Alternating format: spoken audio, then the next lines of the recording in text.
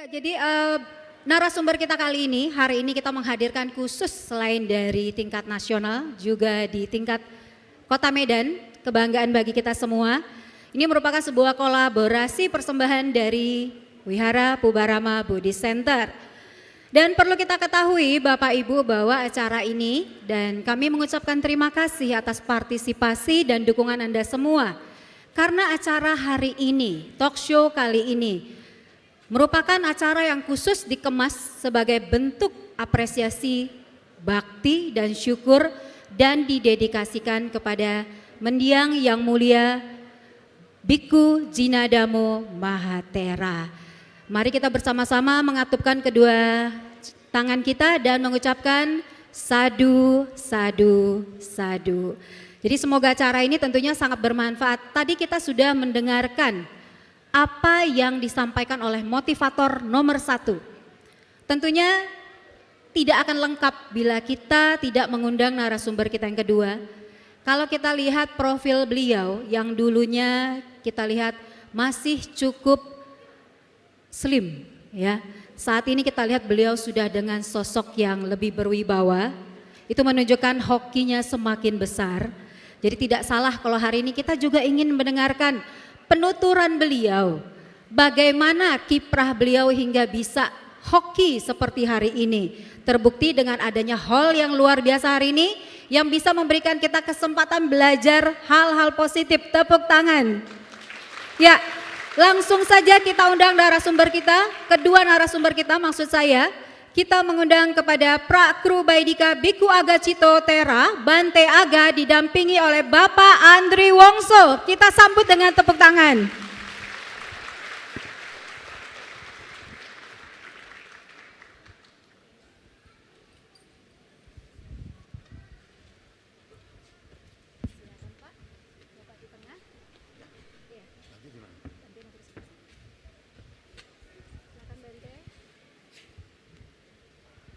Ya, silakan Bante, Pak Andri Wongso.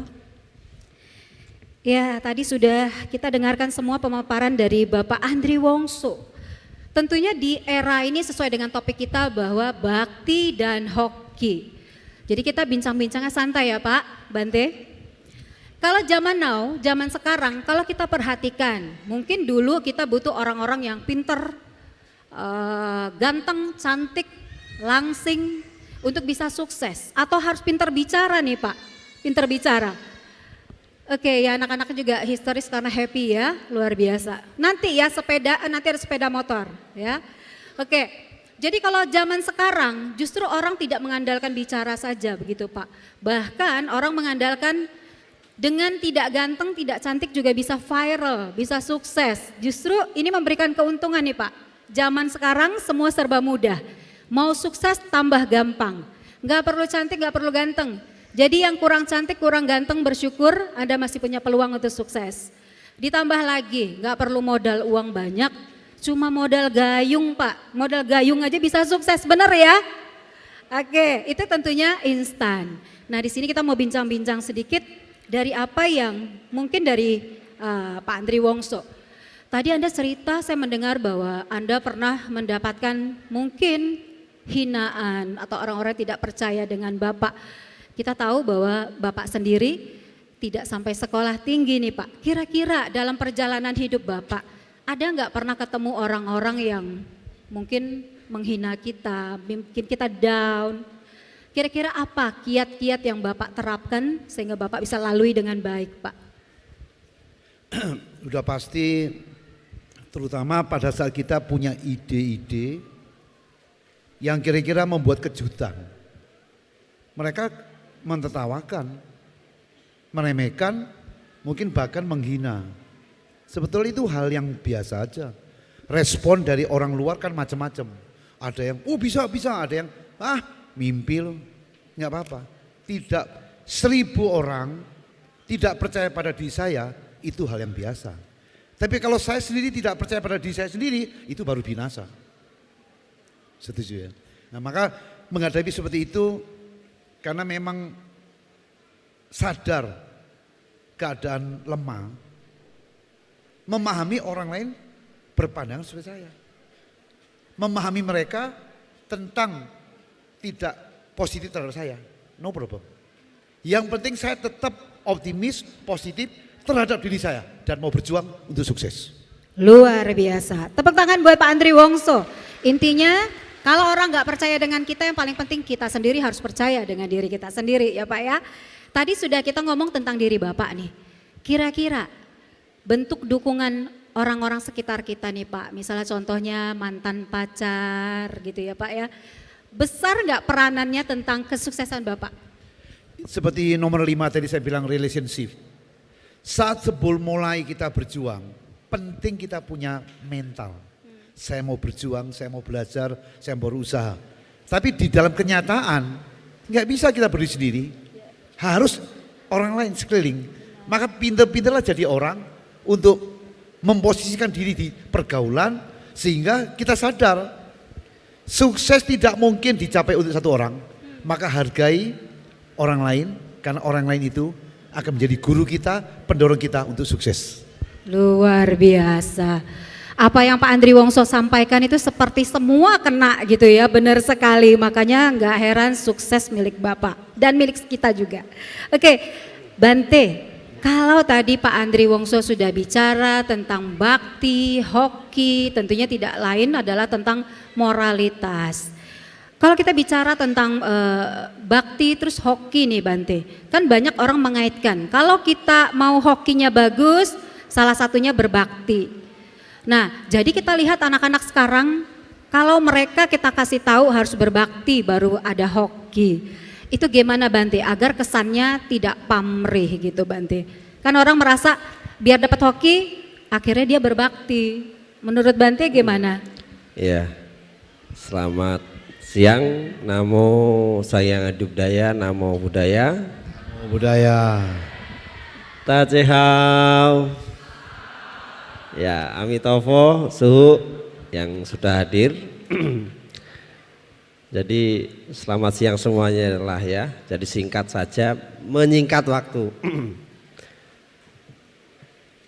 Kalau di dalam Dhamma, Buddha mengatakan ada 4 hal yang paling diutamakan dalam penghormatan yang harus dilakukan bagi setiap para siswa. Yang pertama hormat kepada Buddha, yang kedua hormat kepada para arahat, yang ketiga hormat kepada ibu, yang keempat hormat kepada ayah. Jadi sudah jelas orang tua memiliki kedudukan yang sangat luar biasa di dunia ini. Bahkan beliau orang tua itu disandingkan Brahmana atau Buddha hidup di dalam rumah.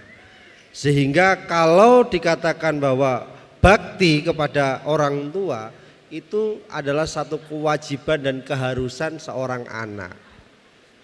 Tadi Bante mengatakan bahwa itu adalah hal yang wajib sebagai bagian dari proses latihan hidup.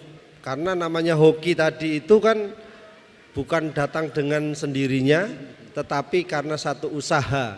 Kalau yang dipaparkan Pak Andre tadi semua itu prosesnya tidak instan. Demikian juga sama, kalau kita ingin mendapatkan satu keberuntungan hidup, maka diawalilah terlebih dahulu hormat kepada orang tua. Karena mereka yang paling dekat dengan kita. Kalau kita pada Sang Buddha mungkin kita tidak di zamannya, tetapi kita ada pada zaman ajarannya. Tetapi kepada orang tua itu adalah masa kita. Jadi selagi masih hidup ya, kalau di dalam Sigalowada itu kan ada 4, bagian yang keempat itu disebutkan bagaimana kita harus ya memperlakukan orang tua saat masih hidup dan saat sesudah meninggal. Lebih-lebih ini di masa cengbeng ya. Ini kan masa cengbeng. Jadi kalau ada yang mengatakan umat Buddha itu enggak perlu cengbeng, itu keliru.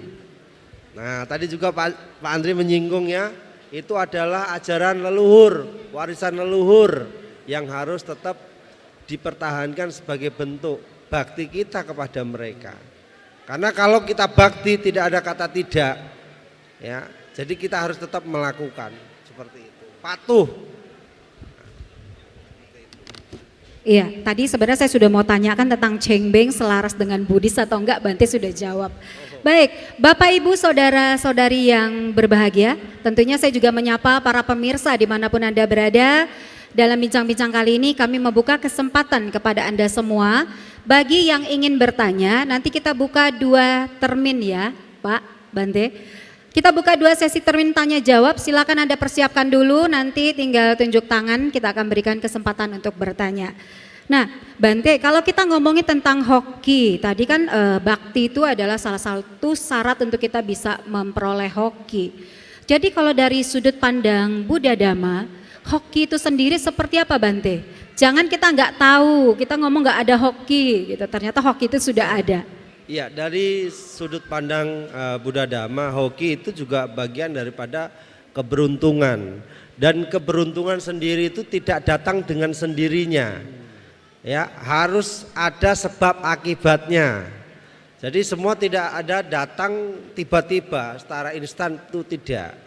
Kalau kita ingin pinter, ya pasti harus belajar. Nah, jadi kalau kita mengatakan hoki itu tanpa ada usaha itu keliru, itu salah. Nah, di dalam Iddhipada juga bagaimana Buddha mengajarkan tentang cara-cara untuk meraih kesuksesan hidup itu ada. Ya, kemudian di hal lain juga ditekankan tentang tahapan-tahapan landasan di dalam memperkuat daripada sebuah usaha yang dilakukan agar semakin lebih baik juga ada. Ya, kalau yang Iddhipada itu jelas tentang sebuah canda, wirya, kemudian cita, wimangsa. Nah, itu adalah salah satu prosesnya. Nah, kemudian juga ditambah utana sampada, kalyanamita. Ya, ini juga bagian daripada dasarnya dalam membentuk keberuntungan, dan itu semua termuat ada di dalam slide-nya Pak Andri Wongso semua. Ya, jadi kita sebagai umat ya harus berjuang. Kalau di dalam Dhammapada kan ada disebutkan lebih baik hidup ya sehari ya daripada kita hidup ratusan tahun tapi kita tidak melakukan sesuatu hal yang baik. Jadi perjuangkan dengan benar, ya usahakan dengan benar, maka tunggu waktunya, maka pasti akan datang. Kairacek kairatena dalamena para kami. Dengan satu keyakinan yang kita lakukan, ketulusan, maka buah hasilnya pasti akan ada. Sebuah hasil yang sebuah usaha yang dilakukan itu tidak akan pernah mengkhianati. Yang mengkhianati itu hanyalah mantan-mantan kita. Ya, Bu. Betul Bante. Ini banyak yang senyum mungkin karena lucu atau memang pernah kejadian juga. Ya. Asli gitu ya, benar ya? Memang benar, karena kebaikan kita itu tidak akan pernah berkhianat Bapak Ibu ya. Tapi kalau mantan-mantan Anda saya pastikan pernah berkhianat. Nah, jadi berbuat baik itu sebagai satu kuncinya. Karena dua intinya usaha dan kebajikan. Karena usaha saja juga tidak bisa, harus ada kebajikannya. Kebajikan saja tapi tanpa usaha juga tidak bisa. Dua hal ini adalah keseimbangannya. Ya, jadi langsung kalau ciri-cirinya sendiri Bante, mungkin bentuk hoki itu sebenarnya sesungguhnya apa saja Bante? Bisa dimulai dari saat kita lahir sebagai manusia. Sebagai contoh, kita lahir ke dunia sehat fisik juga sehat mental. Itu keberuntungan. Nah, sudah itu lahir dengan kondisi sehat, nggak sakit-sakitan, itu sudah hoki, maka aroga paramang laba. Jadi sehat itu keuntungan. Kalaupun kita punya uang, tapi nggak sehat, nggak hoki namanya. Ya, betul. Nah, ya kalau kita sakit-sakitan terus 1 minggu cuci darah sekali, berapa? Nggak nyaman. Kita mau terbang nggak bisa walaupun kita punya duit. Jadi kita percuma, maka keberuntungan yang paling utama disebutkan ya keuntungan itu hidup ya sehat. Sehat jasmani, sehat rohani. Karena dengan itu semua kita bisa melakukan tahapan-tahapan berikutnya di dalam meraih. Karena kalau berjuang itu kan ada rasa sakitnya. Seperti Pak Andre tadi, speednya itu kuat, aduh. Ya, jadi saya teringat juga seperti itu dulu. Pernah ngalami juga. Nah, memang sakit. Memang sakit. Tetapi namanya kita intensif, konsisten, optimis kita, kesabaran kita. Maka yang tadi kita lihat di dalam gambar itu nyatanya bisa dilakukan dan bisa kita raih seperti itu. Ya, artinya orang akan menghargai gambar itu bagi mereka yang pernah melampaui, yang pernah berlatih. Kalau orang nggak pernah melatih mungkin nggak akan menghargai gambar tersebut ya Pak ya. Ah, gambar begitu aja. Coba suruh sekarang lakukan belum tentu bisa. Baik, kita buka sesi pertanyaan dulu ya Pak Bante. Ya silakan kita buka dari sisi sebelah kanan, bagi yang ingin bertanya boleh langsung tunjuk tangan. Ya dari Romo Densi satu kita simpan dulu di sebelah kiri saya. Silakan. Atau karena nggak dapat hadiah nggak bertanya? Silakan, ada? Nggak ada? Sudah mengerti semua? Atau belum ya? Baik. Ya silakan panitia dibantu untuk Romo Densi, sekiranya ada yang bisa ditanya kita langsung buka. Ada lagi yang di sebelah kanan bertanya? Bonus satu lagi. Pak Andre, ini mungkin tambahan, kita hari ini kedatangan umat-umat Buddhis, tentunya tidak dekat. Saya dengar kabarnya itu dari jam 5, jam 7 pagi sudah dari rumah untuk menuju ke sini. Kita sambut tepuk tangan apresiasi buat umat Buddhis dari Langkat. Ya, umat Buddhis suku Karo dari Langkat, luar biasa. Jam 7 pagi, jam 5 pagi sudah siap-siap ke sini. Ibu-ibu dari Langkat ada yang mau bertanya Bu? Jangan jauh-jauh, tak ada pertanyaan nanti pulang kecewa. Tak ada yang ditanya? Silakan perwakilan nanti boleh pilih-pilih, nanti tunjuk tangan ya. Silakan dipersiapkan. Oke, Romo Densi.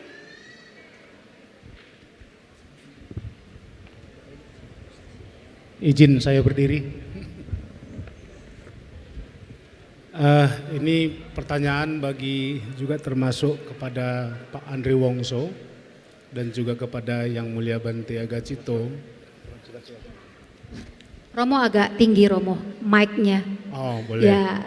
Ini pertanyaan saya juga kepada Pak Andri dan juga kepada Yang Mulia Bante. Yang pertama adalah seperti Pak Andri tadi katakan, ada orang yang mengatakan bahwa kita tidak perlu lagi pergi sembahyang ke kuburan. Ya kan? Memang ada yang saya dengar kayak gitu dia, Pak Andri. Yang katanya nih, ngapain lagi kita pergi ke kuburan? Sedangkan orang tua kita kan sudah di sono, di surga. Jadi kita datang ke sana, yang kita datangin siapa? Karena kan semuanya telah kembali ke sana.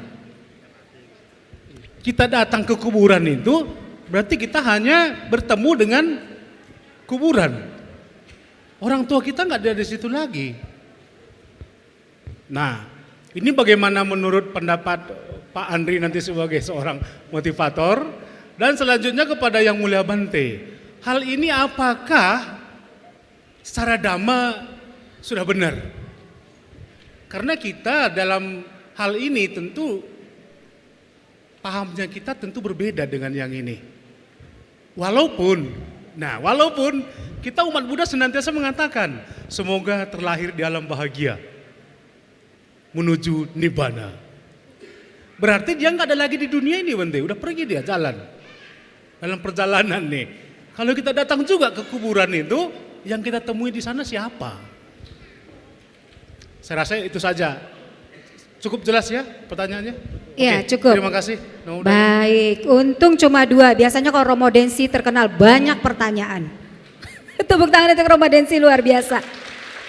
Iya, Pak Andri tadi mungkin Pak Andri Wongso mungkin yang ditanyakan ada orang yang berpendapat untuk apa kita sembahyang ke kuburan? Kita tahu mungkin yang meninggal sudah lama, kita anggap sudah di surga atau di alam manapun lah. Seolah-olah kita sia-sia Pak. Kita ke kuburan itu untuk apalah sebenarnya? Silakan Pak Andre. Iya, setiap manusia mempunyai pandangan yang berbeda. Apalagi dipengaruhi oleh sekeliling. Keyakinan terutama bisa merubah. Tapi bagi saya pribadi, ini kan masalah emosi. Dulu waktu masih ada, kita sayang, kita cinta. Beliau nggak ada. Cuma setahun sekali kalau cengbeng.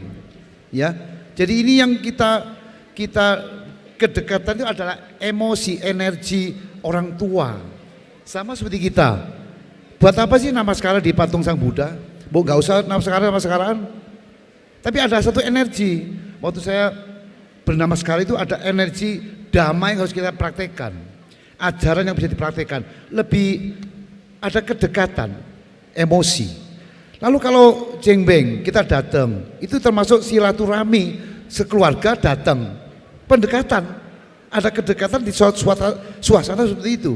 Dan emosi yang kita muncul dengan kita hadir di kuburan, bukan secara fisik loh, tapi secara mental dan emosi, itu dilihat anak-anak juga. Kalau anak-anak melihat, oh orang tua saya masih nyayangi orang tuanya loh, walaupun setahun sekali di kuburan. Itu menunjukkan saya tidak akan melakukan hal negatif atas ajaran orang tua saya. Saya tidak boleh melenceng kehidupan saya sesuai dengan ajaran orang tua saya. Itu pasti beda Pak, dengan meremehkan, udah meninggal biarin aja, udah di sono mana juga belum tahu. Tapi yang jelas, dengan saya dekat, itu akan ingat kebaikan kedua orang tua selama ini dan akan contohkan kepada anak saya. Ini loh, ya bakti tidak sekedar waktu meninggal, waktu hidup. Waktu meninggal itu kan satu cara kita untuk mengingat kembali cinta, kasih sayang orang tua kepada kita. Dan nggak perlu diurusin lagi kalau orang lain terpengaruh, ngapain sih ke sana? Ya terserah. Tapi bagi saya mutlak minimal 1 tahun sekali. Atau pas tidak ada waktu, pas saya ke Malang, saya pasti mampir. Itu kedekatan. Sehingga waktu pulang ada rasa bahwa saya ini dekat dengan orang tua. Dan saya tidak boleh melakukan hal negatif di luar ajaran orang tua saya sendiri. Baik, luar biasa. Itu tadi yang sudah disampaikan oleh Pak Andre Wongso ya, artinya bahwa kita tidak harus meyakini bahwa kita katakan bukan roh ya, tapi artinya nyawa itu tidak harus ada di kuburan itu baru kita sambangi gitu ya Pak ya. Betul. Dimanapun mendiang berada tentunya ikatan emosi ini itu yang ditangkap gitu ya Pak ya. Betul. Baik, luar biasa. Selanjutnya kita mengundang Bante untuk menyampaikan dari sudut pandang Buddhisnya Bante. Ya. Jika miraga sama mirasa tadi sudah dijawab Andre ya. Ini tentang sebuah emosi bonding ya terhadap keluarga yang hidup ya khususnya. Nah, kalau secara dharma apakah tindakan atau praktek demikian itu bertentangan? Apakah ini adama atau dhamma?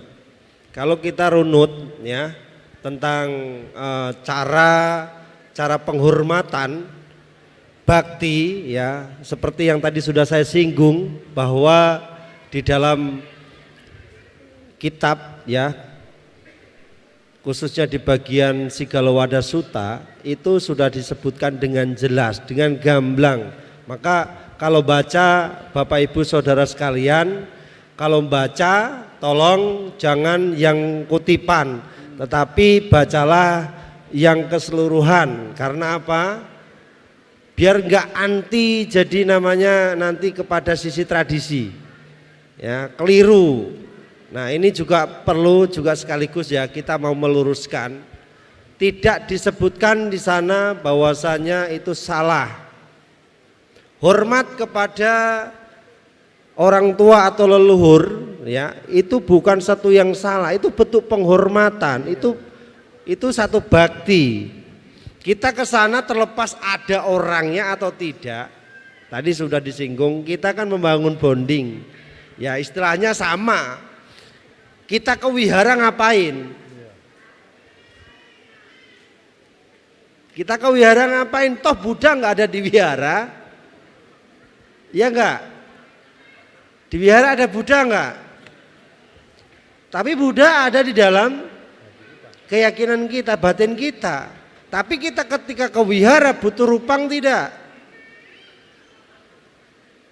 Nah, butuh rupang. Nah sama orang kalau sudah meninggal, ini akong mulu.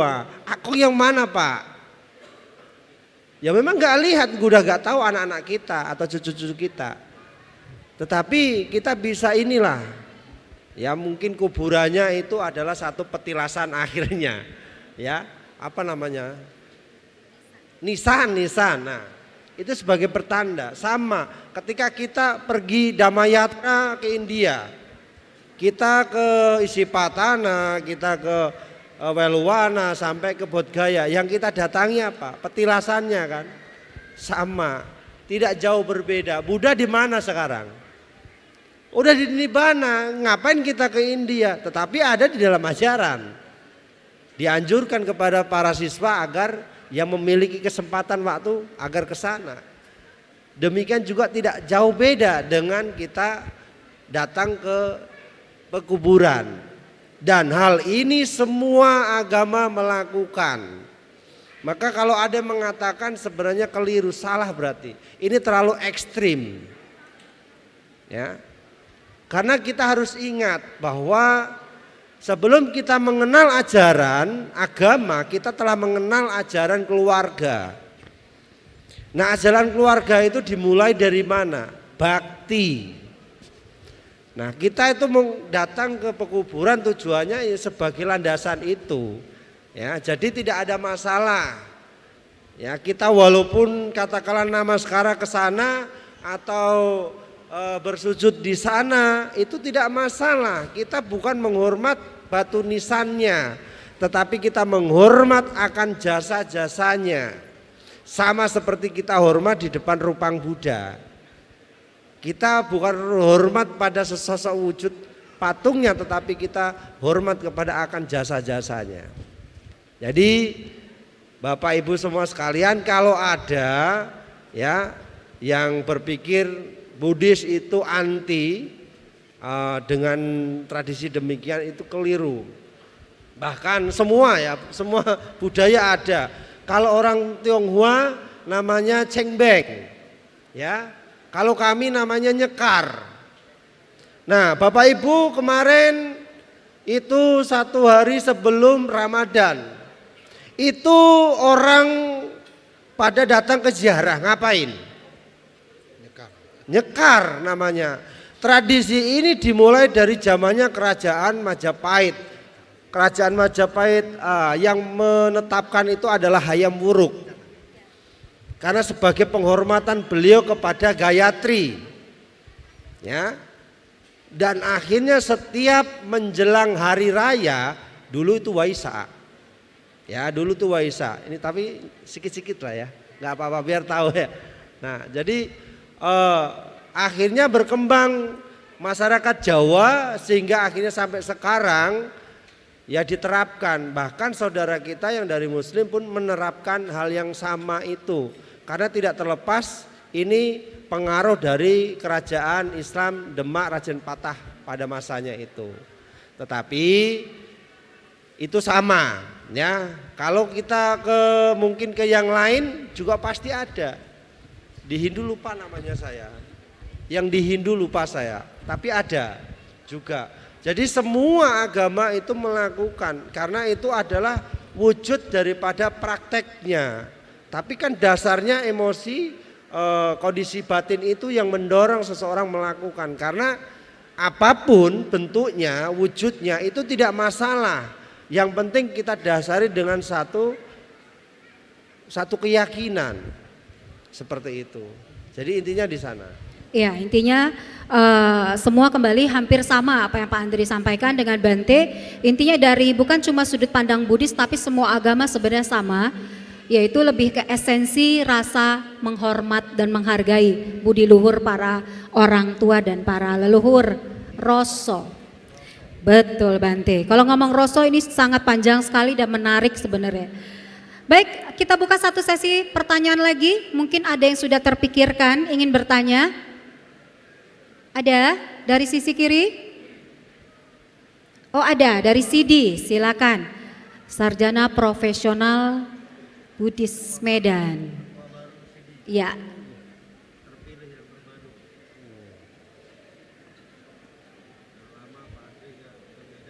Cek, ya. Nama budaya, Bante, Pak Andri. Saya Hendrawi. Pengen tanya ke Bapak. Tadi terkait dengan the power of will atau hasrat atau keinginan.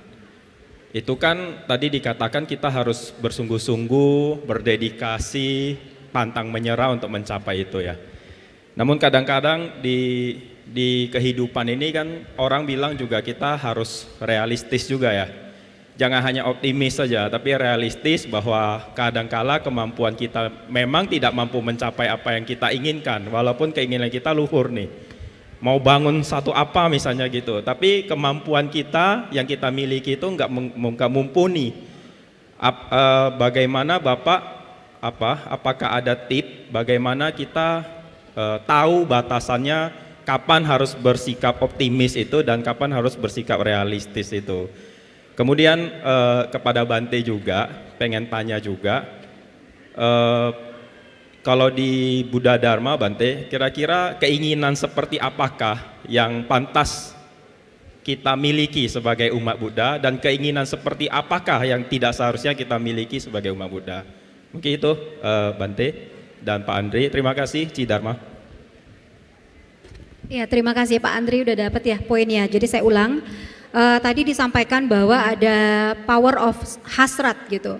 Artinya kadang kita juga harus punya tolak ukur bagaimana hasrat itu tentunya harus sesuai dengan apa yang kita miliki, kapasitas diri.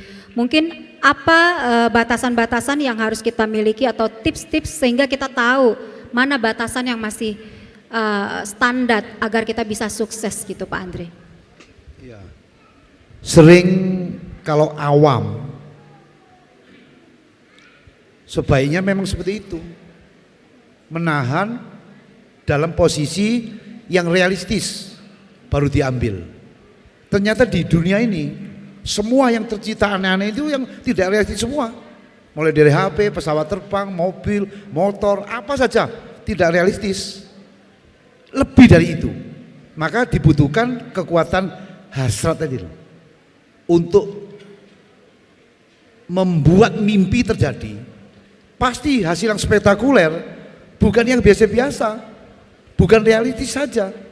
Memang secara nyata, kalau kita punya cita-cita tinggi, lalu kita tidak kuat menghadapinya, kita akan guncang. Itu bagi yang lemah. Kalau lemah, ya gak usah tinggi-tinggi, biasa aja. Nah kalau saya mikirnya seperti itu, gak akan jadi bintang film. Karena saya pikir harus ada dobrakan di dunia ini loh. Semua pencipta, penemu yang spektakuler itu bukan biasa-biasa. Pasti pikirnya beda, baru bisa jebol. Karena punya ide itu tadilah. Apalagi kalau dikaitkan dengan bisnis. Bisnis, pikirkan apa yang tidak dipikirkan oleh pesaing. Lakukan apa yang tidak dilakukan oleh pesaing. Itu bukan realistis. Di luar itu, mampu gak kita out of the box, berpikir di luar jalur biasa, nggak mudah. Jadi kalau hanya biasa-biasa, ya sudah, tidak usah berani menantang. Tapi kalau mau menciptakan potensi lebih tinggi, harus menghadapi tekanan, mungkin frustasi, depresi, itu resiko kok. Kalau tidak berani, jangan. Seperti saya bimbing anak-anak bulu tangkis PBSI, saya bilang, kalau kamu sebagai atlet tidak berani menentukan jadi juara, ya jangan jadi atlet. Lah menentukan nggak berani, padahal begitu menentukan belum tentu menang. Udah latihan menderita, bosan, jenuh, menderita, bosan, jenuh, nggak jadi juara, masih mau nggak?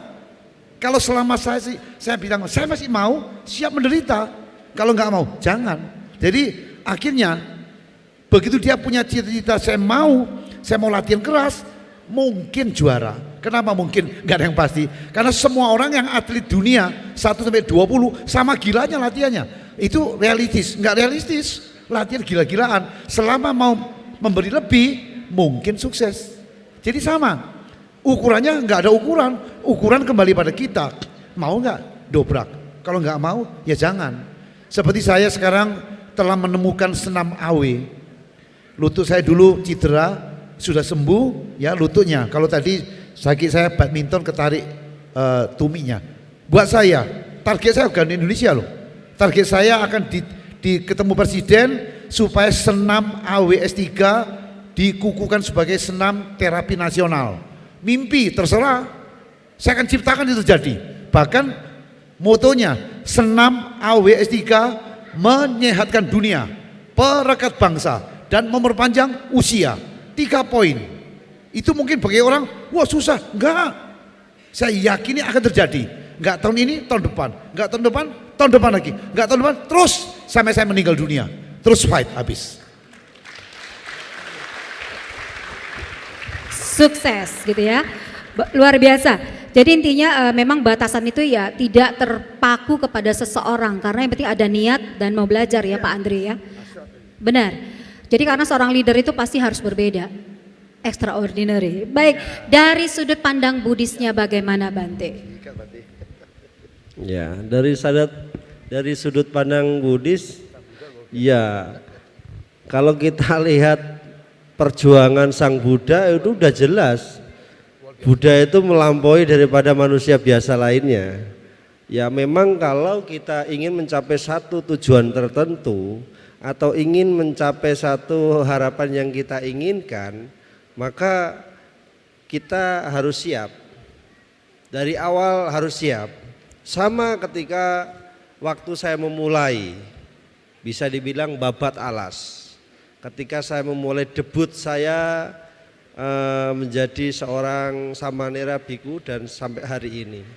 Saya tahu kedepannya itu bukan enak yang saya akan rasakan. Pasti saya akan menjumpai sebuah hal-hal yang tidak menyenangkan.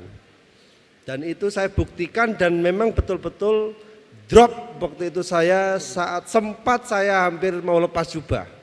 Tetapi kembali lagi saya ingat lagi kalau saya lepas jubah berarti saya kalah. Saya kalah berarti saya pecundang.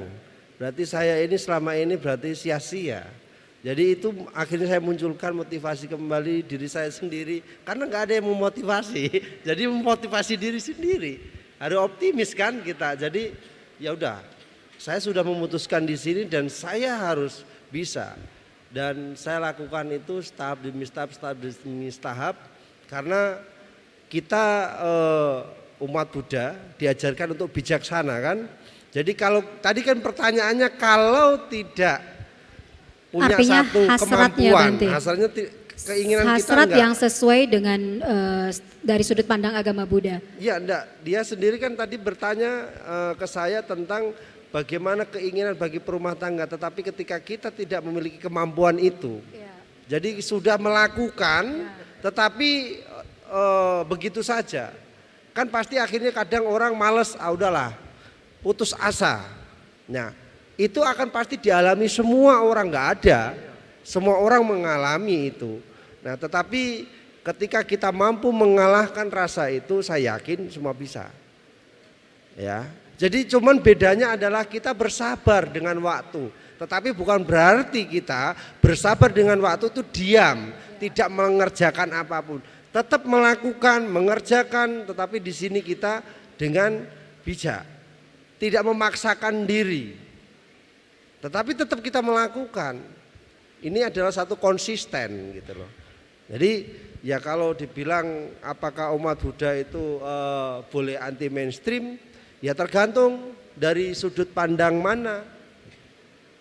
Gitu. Ya, kalau kita memiliki satu kesadaran diri tentang diri kita, nah kalau kita memang sudah meyakini bahwasanya saya bisa, ya lakukan. Tapi kalau kita tidak bisa, ya jangan lakukan. Mundur saja atau duduk saja. Karena semua itu dimulai dari rasa sakit. Tidak ada yang enak itu tidak diawali dengan rasa sakit. karena sudah jelas ya. Yang satu itu loh. Yang satu tahu kan, masih ingat kan? Yang satu dimulai apa? Yang satu dimulai apa? Ingat nggak Bapak Ibu? Yang pertama. Lapar. Kita bisa makan enak itu karena lapar. Aharang. Kan yang satu itu kan aharang kan? Ekang nama king aharang kan? Yang satu itu. Jadi kita bisa makan enak karena kita lapar. Kita tahu keberhasilan, kesuksesan kita, kebahagiaan kita, kedamaian kita itu karena apa? Karena rasa sakit yang kita alami sebelumnya ngebuat kita rasa enak bagaimana, rasa senang bagaimana. Sama seperti gambar saya tadi ya. Dulu itu masih mini ya, sekarang hoksiong ya. Bo ini MC Bante Cik Cece loh ya, MC aneh ya. Jadi memang kalio itu siohuat Bante Tongkim Bo Siang Kak dulu loh ya kan. Jadi dulu dulu siohuat Bante kan masih labil ya kan. Tapi ya sadu sekarang siohuat Bante udah holio lah udah. Tepuk tangan, artinya sudah positif ya Begitu. Bante. Ya, jadi intinya tetap apapun yang kita hadapi ya kita harus dengan tegar, dengan sigap kita hadapi dengan tenang. Kan demikian banyak di dalam Dhammapada itu bisa kita jadikan acuan bahwa jadilah orang bagaikan batu karang ya yang akan siap diterjang sang ombak ya. Ya ini adalah salah satu ketegaran, kesiapan kita. Namanya hidup tidak ada yang enak. Karena tidak enak ini maka kita harus perjuangkan dengan bijak ya seperti itu. Baik, terima kasih, semoga bisa menjawab ya Saudara Hendrawi. Ya ini sangat luar biasa, intinya semua bukan berarti kita agama Buddha menolak hasrat seperti apa. Artinya positif, ada satu keinginan gitu ya Bante ya. Baik, selanjutnya kalau tidak ada yang bertanya lagi, kita akan lanjutkan ini langsung kepada mungkin Pak Andri Wongso dulu nih Pak. Kita dalam kehidupan masyarakat kita nggak luput, kadang kita bertemu sama anak-anak yang merasa diterlantarkan orang tua, dibuang lah kita bilang. Jadi kalau kita mengharapkan mereka berbakti kepada orang tua mereka, mungkin ada muncul rasa marah, benci, ataupun dendam kepada orang tua. Dari Bapak sendiri, kira-kira saran dan tips bagi anak-anak di luar sana yang merasa tidak disayang, dibuang, agar mereka tetap ada hoki gitu Pak.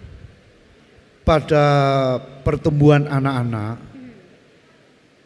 berbeda-beda, ada fase dia menemukan orang tua terhadap dia kurang positif, menurut dia negatif, pilih kasih.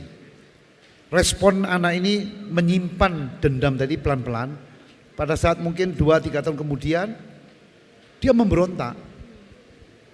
Tapi saya kira sikap seperti itu ada waktunya. Nanti pada saat dewasa ketemu berbagai macam orang, melihat baca-baca dan info-info di luar, bisa memungkinkan dia berubah.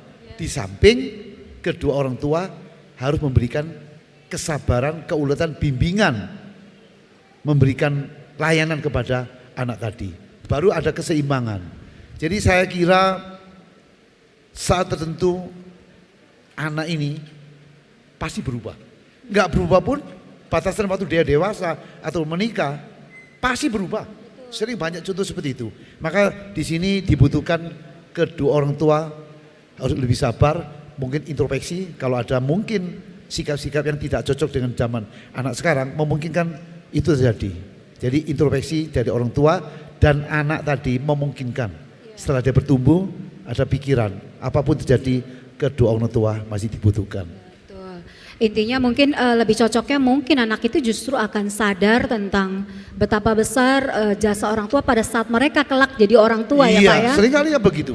Bahkan yang mungkin sebelum terjadi pun dia akan merasakan bahwa itu salah. Memang di kehidupan ini kan variasi macam-macam saya ketemu Benar. aneh-aneh seperti ini. Betul, betul. Luar biasa.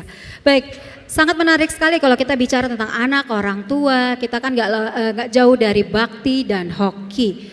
Kepada Bante nih, Bante. Tadi nih ceritanya anak yang merasa kurang berbakti.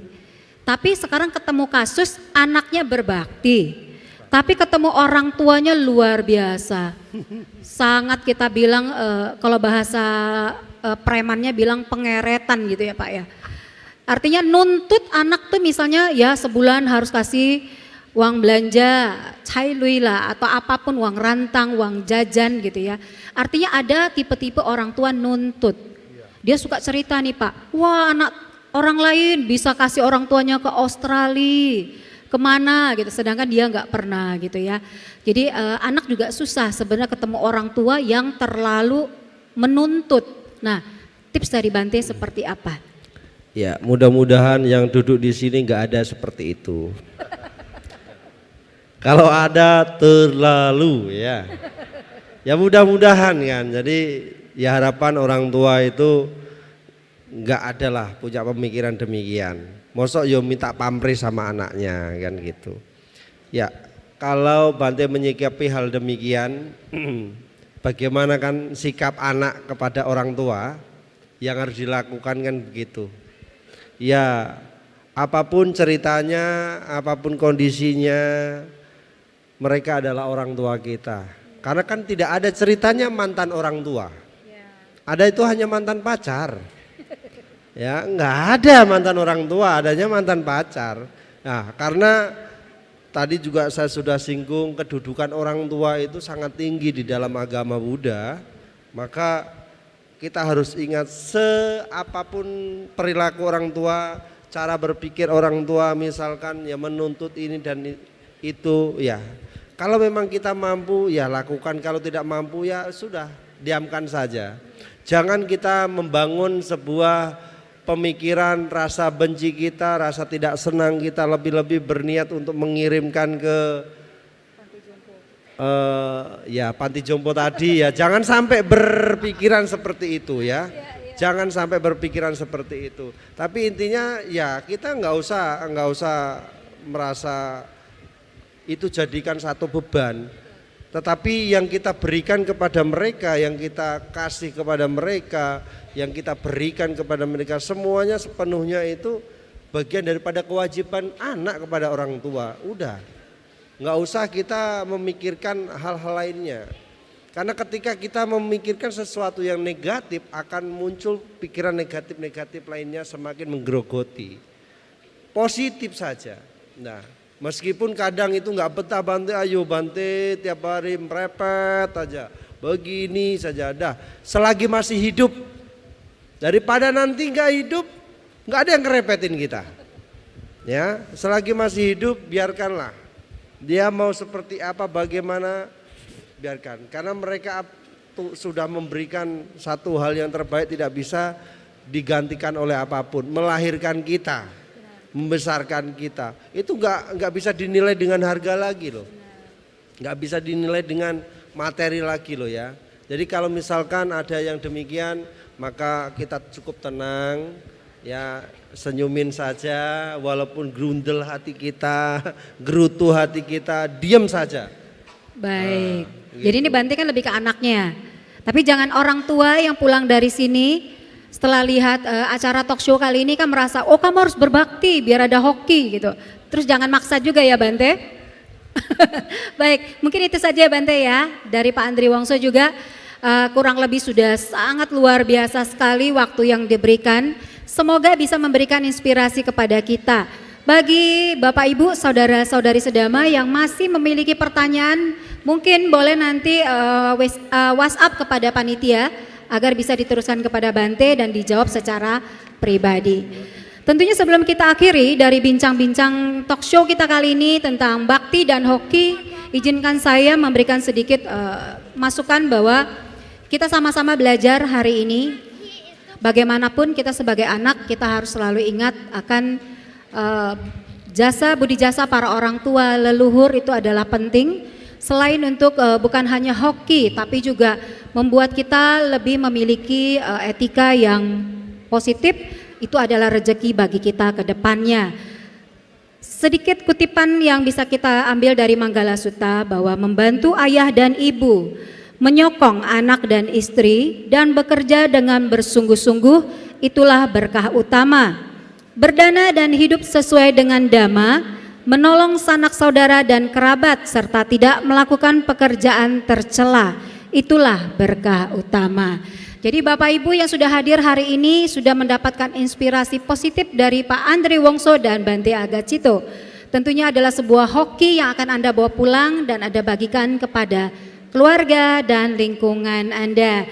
Saya mewakili seluruh panitia dan penyelenggara mengucapkan terima kasih kepada para biku sangga, kepada sekwil kami Bante Tita Wamso, juga kepada seluruh pengurus dari Keluarga Budayana Indonesia, kepada Pak Budi dari Pembimas Sumut, ya juga Pak Rames, serta dari seluruh Keluarga Budayana Indonesia, Ketua Badan Otonom, serta Bapak Ibu yang luar biasa. Sekali lagi tepuk tangan untuk dua narasumber berbahagia hari ini, serta kepada Anda juga semua.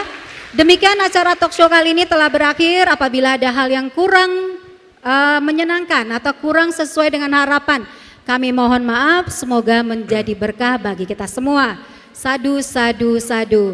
Namo Sang Hyang Adi Budaya, Namo